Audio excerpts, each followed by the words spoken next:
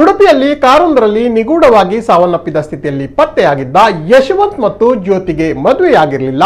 ಬಾಡಿಗೆ ಮನೆ ಹಾಗೂ ಬಾಡಿಗೆ ಕಾರು ಪಡೆದುಕೊಳ್ಳುವಾಗ ತಾವಿಬ್ಬರು ಗಂಡ ಹೆಂಡತಿ ಅಂತ ಹೇಳಿಕೊಂಡಿದ್ದಾರೆಂದು ಉಡುಪಿ ಎಎಸ್ಪಿ ಸಿದ್ದಲಿಂಗಪ್ಪ ಹೇಳಿಕೆಯನ್ನ ನೀಡಿದ್ದಾರೆ. ಉಡುಪಿಯಲ್ಲಿ ಯುವ ಜೋಡಿ ಆತ್ಮಹತ್ಯೆ ಮಾಡಿಕೊಂಡ ಪ್ರಕರಣಕ್ಕೆ ಸಂಬಂಧಪಟ್ಟಂತೆ ಪ್ರತಿಕ್ರಿಯೆಯನ್ನ ನೀಡಿದ ಅವರು, ಮಣಿಪಾಲ ಕೆಎಂಸಿ ಆಸ್ಪತ್ರೆಯಲ್ಲಿ ಮರಣೋತ್ತರ ಪರೀಕ್ಷೆಯನ್ನ ನಡೆಸಲಾಗಿದೆ. ಜ್ಯೋತಿಯ ಕುಟುಂಬಸ್ಥರಿಗೆ ಬಹಳ ಅಸಮಾಧಾನ ಇತ್ತು. ಸದ್ಯ ಇಂದ್ರಾಳಿ ಚಿತಾನಗರದಲ್ಲಿ ಇಬ್ಬರ ಕುಟುಂಬಸ್ಥರು ಕೂಡ ಅಂತ್ಯ ಸಂಸ್ಕಾರವನ್ನ ನಡೆಸಿದ್ದಾರೆಂದು ವಿವರಿಸಿದರು.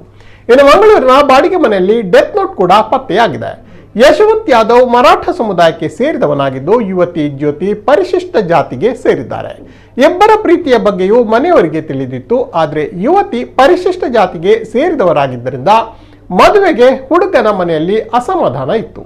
ಇವರಿಬ್ಬರು ಆತ್ಮಹತ್ಯೆ ಮಾಡಿಕೊಂಡಿರುವುದು ಅದು ದುಡುಕಿನ ನಿರ್ಧಾರವಾಗಿದೆ. ಇವರ ಸಾವಿನಿಂದಾಗಿ ಕುಟುಂಬಸ್ಥರು ಬಹಳ ನೊಂದುಕೊಂಡಿದ್ದಾರೆಂದು ಎಎಸ್ಪಿ ವಿವರಿಸಿದರು. ಬ್ರಹ್ಮಾವರ ಪೊಲೀಸ್ ಠಾಣೆ ವ್ಯಾಪ್ತಿಯಲ್ಲಿ 22:05 ಬೆಳಗಿನ ಜಾವ ಒಂದು 3 ಗಂಟೆ ಸಮಯದಲ್ಲಿ ಒಂದು ಕಾರು ಹತ್ತಿ ಉರಿತಾ ಇದೆ. ಅದರೊಳಗಡೆ ಇಬ್ಬರಿದ್ದಾರೆ.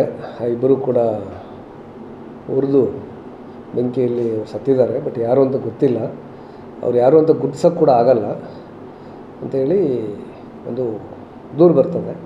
ಸೊ ಅದ್ರ ಪ್ರಕಾರ ನಾವು ಒಂದು UDR ದಾಖಲು ಮಾಡ್ಕೊಳ್ತೀವಿ. ಸೊ UDR ದಾಖಲು ಮಾಡಿಕೊಂಡು ಆ ಕಾರನ್ನು ವೆರಿಫೈ ಮಾಡ್ತೀವಿ. ಕಾರಿನ ನಂಬರ್ ಸಿಗ್ತದೆ. ಸೊ ಅದು ಮಂಗಳೂರಿನ ಆಲ್ ಮಿಸ್ಬಾ ಟ್ರಾವೆಲ್ಸ್ನಿಂದ ಆತ ಬಾಡಿಗೆ ಕಾರನ್ನು ಪಡ್ಕೊಂಡು ಬಂದಿರ್ತಾನೆ. ಸೊ 21ನೇ ತಾರೀಕು ಬೆಳಗ್ಗೆ 11:30ಕ್ಕೆ ಕಾರನ್ನು ಪಡ್ಕೊಂಡು ಬರ್ತಾನೆ. ಪಡ್ಕೊಂಡ್ಬಂದು ಭಟ್ಕಳದವರೆಗೂ ಅದರಲ್ಲಿ ಇಬ್ಬರು ವ್ಯಕ್ತಿಗಳಿರ್ತಾರೆ. ಒಬ್ಬರು ಯಶವಂತ ಯಾದವ ಮತ್ತು ಜ್ಯೋತಿ ಅಂತ, ಇಬ್ಬರು 23 ವರ್ಷ. ಇಬ್ಬರು ಕೂಡ ಬೆಂಗಳೂರಿನ ಹೆಬ್ಬಾಳ ಪೊಲೀಸ್ ಸ್ಟೇಷನ್ ಲಿಮಿಟ್ಸ್ನವರು. ಅವರು ಹೆಬ್ಬಾಳ ಪೊಲೀಸ್ ಸ್ಟೇಷನಲ್ಲಿ 19ನೇ ತಾರೀಕು ಮತ್ತು 20ನೇ ತಾರೀಕು ಇಬ್ಬರದು ಕೂಡ ಮಿಸ್ಸಿಂಗ್ ಕೇಸಸ್ ರಿಪೋರ್ಟ್ ಆಗಿದೆ ಅಲ್ಲಿ.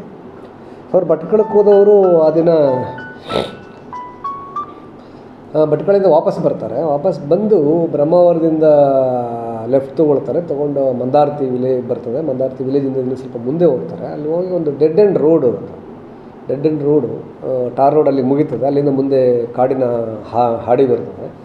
ಸೊ ಅಲ್ಲಿ ಅವರು ಮೋಸ್ಟ್ಲಿ ನನಗನ್ಸಿದ ಮಟ್ಟಿಗೆ ಅವರು ನಮ್ಮ ಇತ್ತೀಚಿನ ಒಂದು ಇದ್ರ ಪ್ರಕಾರ ನಾವು ಅಂದ್ಕೊಂಡಿರೋ ಪ್ರಕಾರ ಒಂದು UDR ಅಂತ ಅಂದ್ಕೊಂಡಿದ್ದೀವಿ. ಬಟ್ ಆದರೂ ಕೂಡ ಕೊಲೆ ಪ್ರಕರಣ ಅಂತ ಕೂಡ ನಾವು ತನಿಖೆಯನ್ನು ನಡೆಸ್ತಾ ಇದ್ದೀವಿ. ಸೊ ಅದೇ ದಿನ ರಾತ್ರಿ ಆತನ ಸಹೋದರ ಹೆಸರು ಅರ್ಜುನ್ ಯಾದವ್ ಅಂತ. ಸೊ ಆತನಿಗೆ ಒಂದು ಮೆಸೇಜ್ ಕಳಿಸ್ಕೊಡ್ತಾನೆ. ಸೊ ದಯವಿಟ್ಟು ಕ್ಷಮಿಸಿ, ನಾನು ನಿಮ್ಮ ಜೊತೆ ಬದುಕೋಕ್ಕಾಗ್ತಾಯಿಲ್ಲ, ನನಗೆ ತಂದೆ ತಾಯಿನ ಬಿಟ್ಟಿರೋಕ್ಕಾಗ್ತಾಯಿಲ್ಲ, ನಾನು ಬ್ಯಾಡ್ ಡಿಸಿಷನ್ ತೊಗೊಳ್ತಾ ಇದ್ದೀನಿ ಅಂತ ಒಂದು ಮೆಸೇಜ್ ಮಾಡ್ತಾನೆ. ಸೊ ಆ ಮೆಸೇಜು ಅವನೇ ಕಳಿಸಿದ್ದಾನೆ ಅಥವಾ ಬೇರೆಯವರು ಯಾರಾದರೂ ಅವನ ಮೊಬೈಲಿಂದ ಕಳಿಸಿದಾರೆ ಅನ್ನೋದ್ರ ಬಗ್ಗೆ ಕೂಡ ನಾವು ವೆರಿಫೈ ಮಾಡ್ತಾಯಿದ್ದೀವಿ. ಸೊ ಅದೇ ದಿನ ರಾತ್ರಿ 2:52 ಗಂಟೆಗೆ ಅವರು ಮಂಗಳೂರಿನಲ್ಲಿ ಒಂದು ಬಾಡಿಗೆ ರೂಮ್ ಮಾಡ್ಕೊಂಡಿರ್ತಾರೆ. ಸೊ ಒಂದು ಮನೆ ಮಾಡ್ಕೊಳ್ತೀವಿ ಅಂತ ಹೇಳಿ ಅಡ್ವಾನ್ಸು ಬಾಡಿಗೆಲ್ಲ ಕೊಟ್ಟಿರ್ತಾರೆ. ಸೊ ಅವ್ರಿಗೆ ಕೂಡ ದಾಖಲಾತಿಗಳನ್ನು ಕಳಿಸ್ಕೊಡ್ತಾರೆ. ಆ ಲೇಡಿ ಒಬ್ಬರು ಬಾಡಿಗೆ ಮನೆಯ ಮಾಲೀಕಳು ರೇಗು ಅಂತ ಕಂಕನಾಡಿಯಲ್ಲಿ. ಸೊ ಆ ಹುಡುಗಿದು ಆಧಾರ್ ಕಾರ್ಡು ಮತ್ತು ಈತಂದು DL ಕಳಿಸ್ಕೊಡ್ತಾರೆ. ಮೋಸ್ಟ್ಲಿ ನಾವೇನಾದರೂ ಸುಟ್ಟು ಕರ್ಕಲಾದರೆ ಸೊ ಐಡೆಂಟಿಫೈ ಆಗಲಿ ಅನ್ನೋ ದೃಷ್ಟಿ ಇರ್ಬೋದು ಅದು. ಸೊ ಮತ್ತು ಅವ್ರು ಕಾರನ್ನು ಪಡ್ಕೋಬೇಕಾದ್ರೆ ಕಾರಿನ ಟ್ರಾವೆಲ್ಸ್ನವರು ಒಂದು ವಿಡಿಯೋ ಮಾಡ್ತಾರೆ. ಆ ವಿಡಿಯೋ ಮಾಡೋ ಟೈಮಲ್ಲಿ ಈ ಹುಡುಗ ಮತ್ತು ಹುಡುಗಿ ಕಾರಲ್ಲಿ ಕೂತ್ಕೊಳ್ಳೋ ಅಂಥ ಒಂದು ವಿಡಿಯೋ ಕೂಡ ಇದೆ. ಸೊ ಇದನ್ನೆಲ್ಲ ನೋಡಿದರೆ ಮೇಲ್ನೋಟಕ್ಕೆ ನಮಗೆ UDR ಅಂತ ಕಂಡು ಬಂದರೂ ಕೂಡ